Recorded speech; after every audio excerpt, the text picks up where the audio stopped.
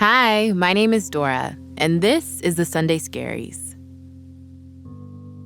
So, when I was younger, we moved a lot. At each new school, I had a singular goal: to make friends. I became very good at shape-shifting. So, similar to how a chameleon can change its colors to suit its environment and blend in, with each move, I found it easier to blend in with my peers so I didn't stand out as much. For example, one year in high school, I was yet again new, and I wanted to fit in with the popular girls. Only problem was, all the popular girls did drugs. Well, maybe that's a little bit of an exaggeration, but a lot of them did. Smoking weed, drinking, doing MDMA, you name it, they did it. And even though I wasn't interested in that stuff, my hesitancy wasn't quite as strong as my desire to be cool like them. So one time, when I was hanging out with some friends, I was so nervous about not fitting in that I had my brother teach me how to smoke weed without inhaling. Back then, I thought my older brother was the coolest person I had ever met. So the fact that we got to bond in this way meant the world to me. So we headed over to a nearby park, and my brother demonstrated what to do when the joint was passed to me. Over-exaggerate the inhale, hold it in your mouth, do it slow and blow out smoke and cough. Newbies always cough, he said. So when it finally came to hanging out with my friends, I did just that. And then sat in a room pretending to be stoned with these girls while watching Borat. Looking back, I realized how much of my sense of self I compromised by doing things like this. Spiritual practitioner and teacher Mariam Hasna speaks about this a lot. How you were as a child often shows up as an adult. In my case, and in a lot of people's cases, I had a tendency to choose attachment to others over being my most authentic self, choosing the need to fit in, even if it meant I wasn't being true to myself. I found that this pattern had extended from that one evening watching Borat as a teenager into my current life as an adult. I noticed it appeared in romantic relationships or with toxic friendships. And there's still certain aspects of myself I hide out of fear of others not liking me or thinking I'm being combative or difficult. And you might relate to this too.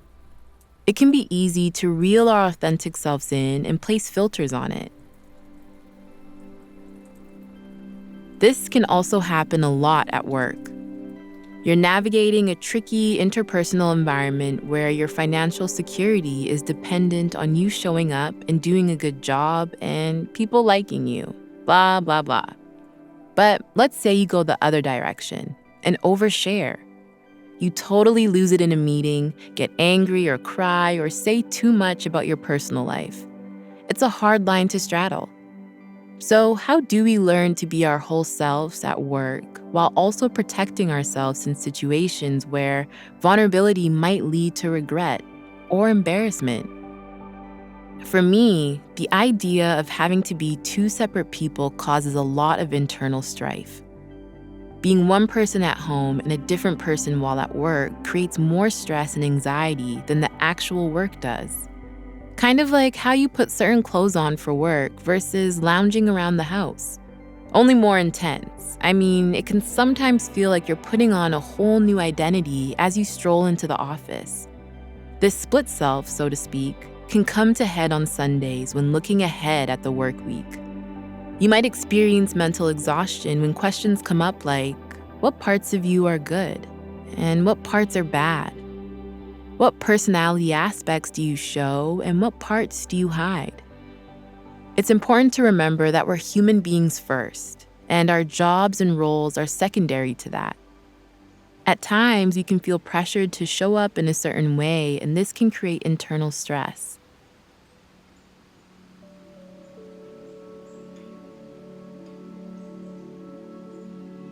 So, what does it mean to show up as your whole self, authentically, without sacrificing your own personal threshold or oversharing?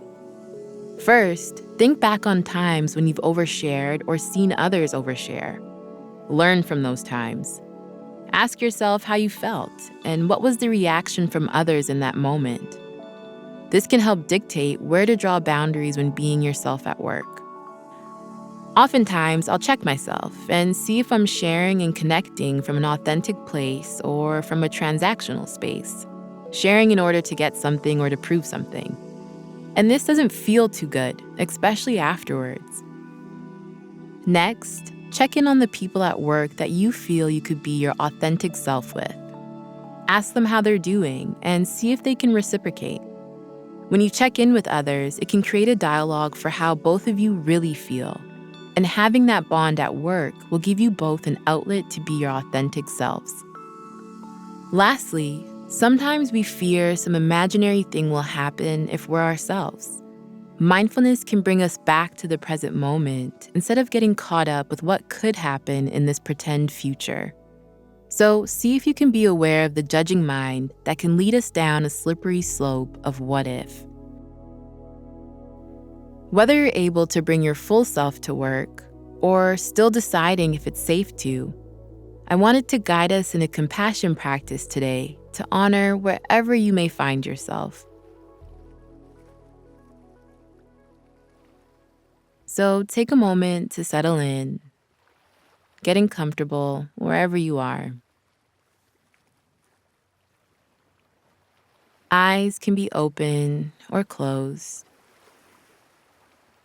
And then taking some nice deep breaths here, allowing the mind and body to arrive to this moment.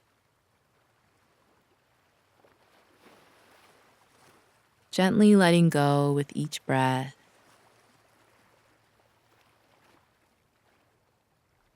And then, if you haven't already, returning the breath back to its natural rhythm and rate.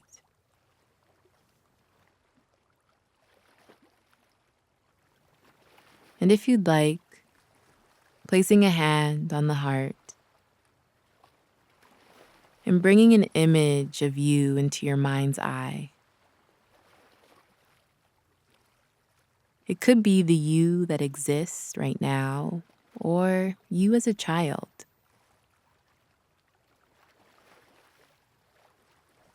And just gently reminding yourself that it's safe to be you now, whatever that means for you.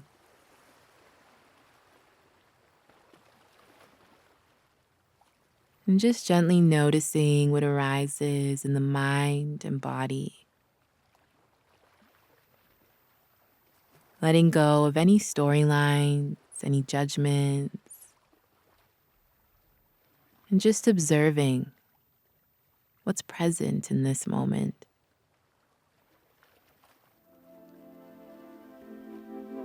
And then just letting that go.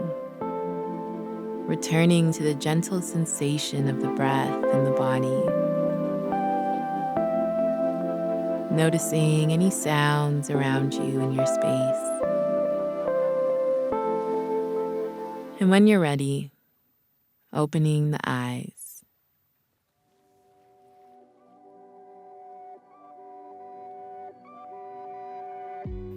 Now, after my faux Cheech and Chong moment with my friends, I wish I could say that I learned from that one experience and began to be more authentic and true to myself.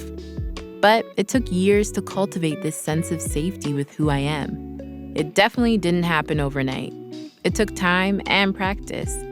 It took me really learning what being authentically me is and who I can share that with. Taking the time to define what authenticity is for you can help you navigate that definition at work and nudge you inside of your comfort zone. We can also be more authentic by using self-awareness, which will help us be more socially in tune, knowing how to read the room, as some might say, so that you avoid oversharing. Ask yourself, what energy am I feeling in this moment? Is it one where I can speak freely? What's being asked of me right now? And does what I have to say contribute to the situation in a productive way? In Buddhism, right speech and right action are a part of the Eightfold Path, which are steps that can help us ease our suffering and lead us into liberation. These two steps in particular can help us to be more intentional and thoughtful with the way we speak and the way we act when around others. And finally, show appreciation to coworkers who are authentically themselves. This creates a culture of authenticity and vulnerability at work, which is helpful for everyone, yourself included. All right, thank you so much for checking in with yourself today. Have a great week, and I'll see you next time.